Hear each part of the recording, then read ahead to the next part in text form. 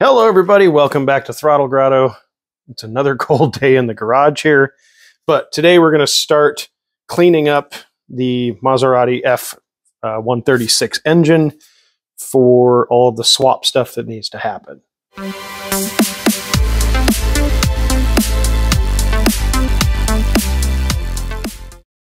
All right everybody, so it's not going to be anything cosmic or groundbreaking today in the video, but we're just going to go through and label all the connectors from the wiring harness and get the wiring harness out of the way. I want to get, let's see if my cart will actually perform its duty here.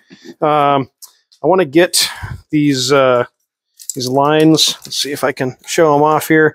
These lines here that run up inside the intake manifold. So I'm going to get the intake manifold off, take some measurements from it, and get these, because these lines are just dripping oil every time I touch them. I presume this is for a transmission oil cooler, so that's going to be up underneath the intake manifold. Yeah, and then just get the wiring harness off, out of the way, and labeled so I don't destroy it, and I don't, well, I know where everything goes then. Some of this stuff, I don't know. Like, I don't know where this plug goes. So that's today's video. Day one of the Ferrari F136 swap. Here's a little better look at these lines here. So they come up, the starter will be mounted down there, and then they work themselves all up into a lather up inside the manifold here. So I'm going to get a wiring harness out of the way. I've got some AC lines that I can take off of here because I probably won't use them, but I'm going to hang on to them because I might need to adapt the AC later. I definitely want to have AC in the car, and having these lines that are made for the engine will definitely help.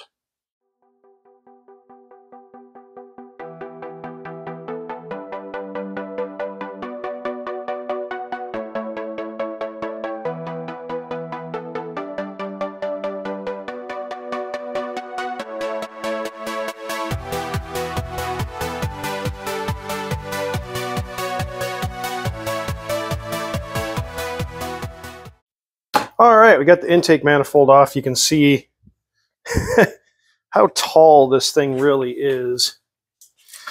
So my rough measurement on this intake manifold is like 9 inches tall, which is massive. Looks like it splits in half, which is interesting. Like, it's got clips go all the way around it. It's a vacuum connection and a bolt here. So it would be interesting to pop this apart and see if I can just modify this to make it fit. But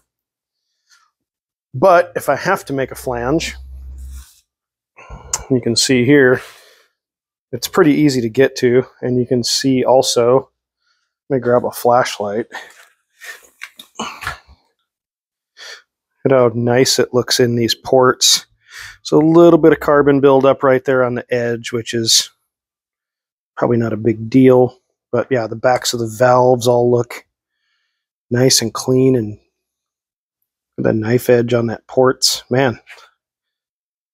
So I was told this is a 39,000 mile or 35,000 mile engine, and I'd be inclined to believe it. You can see a little bit of crosshatch down there in that cylinder where it's open. Yeah, so looks like it was probably an East Coast car, judging by some of the corrosion on the less important parts like the alternator and the water pump pulley, water/oil pump pulley right there. But so far, everything looks good and clean. We are going to pull valve cover and look at some stuff underneath one of the valve covers. There's an update that is supposed to be done. Somebody dropped those in there at some point, hopefully while doing the update. Let's hope. Next thing I'm going to do is I'm going to pull this guy off of here because this is the automatic transmission cooler. I won't be needing this. So that and its corresponding tube will probably just get capped. We'll probably cap it down there, right on top of the water pump, so it doesn't get in the way.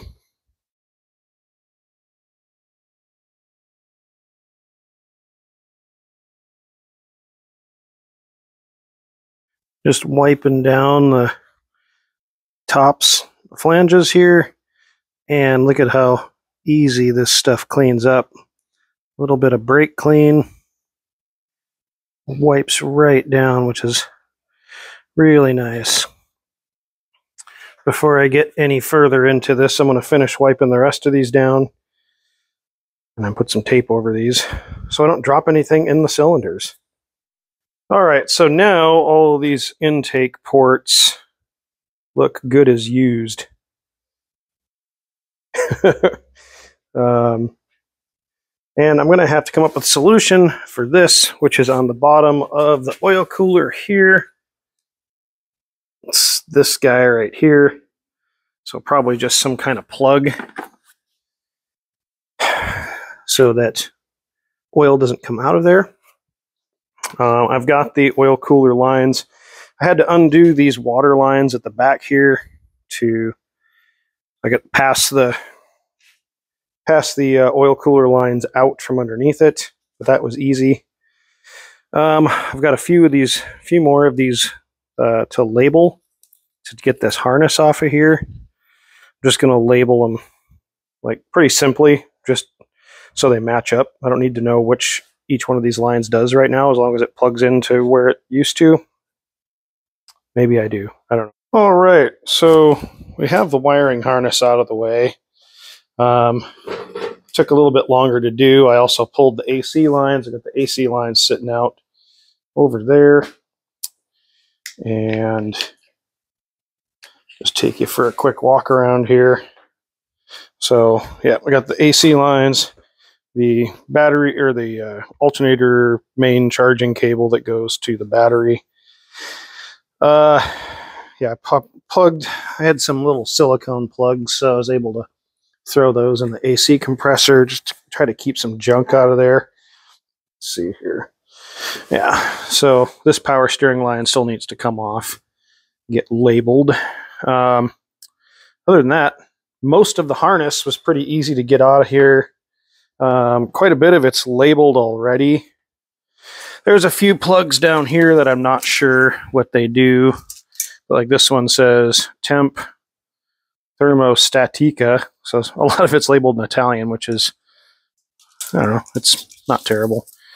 This one just says DX. I don't know. So I got to figure out what those do down the road. But most of the rest of the harness is all labeled and ready to go for whatever direction that harness goes. The last thing I need to do today is I need to pull a valve cover, and I need to look and see if this has had the chain or the variators update. Somebody messaged me already and said, "Hey, if the variators aren't done, you need to do that before you put the engine in the car." So I figured we'll just start off this series with figuring out if the variators have been done. So I'm going to pull the valve cover and we'll take a look, get a look underneath the valve cover, see how things look. Pull the coil packs out here. Sorry, I'm working with an injured finger, so.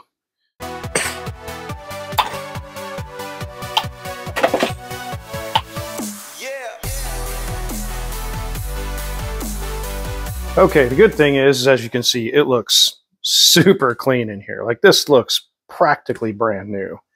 So whoever had it did take care of it.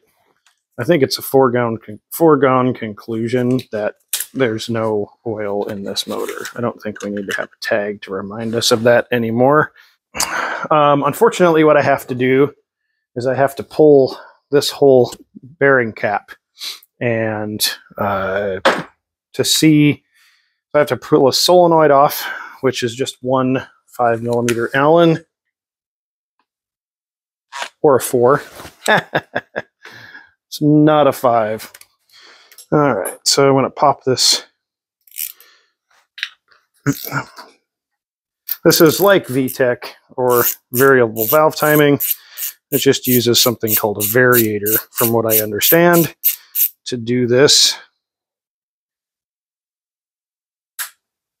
And then this should just wiggle out. There we go. There we go. Throw that on our cleanish paper towel. And then I have to undo these other ones.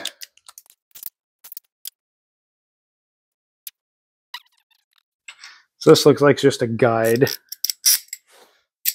which is good. It's just a guide. I'm not taking anything. Okay, so let's undo these.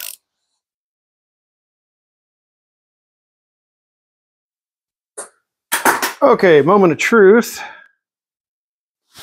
If I can, I don't know if this is the good way to do it.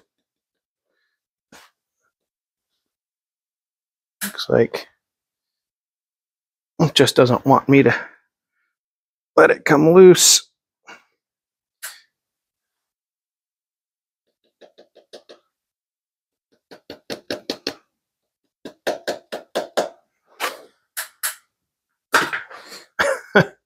Okay, moment of truth is coming at some point. There we go. Okay, so there should be a check valve underneath here, and there is. So someone has done the upgrade on this engine, which is awesome. That little check valve right there.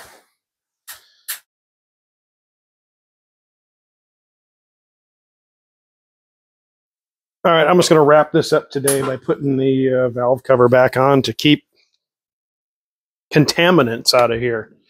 But man, this looks amazing. And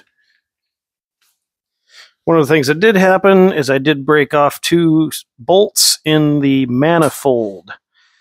So thank goodness that this went into the manifold and not into the block. So I can pop the manifold off, soak these bolts up real good, pop the manifold off, and extract these, and then that will be fixed, or drill and tap, or whatever.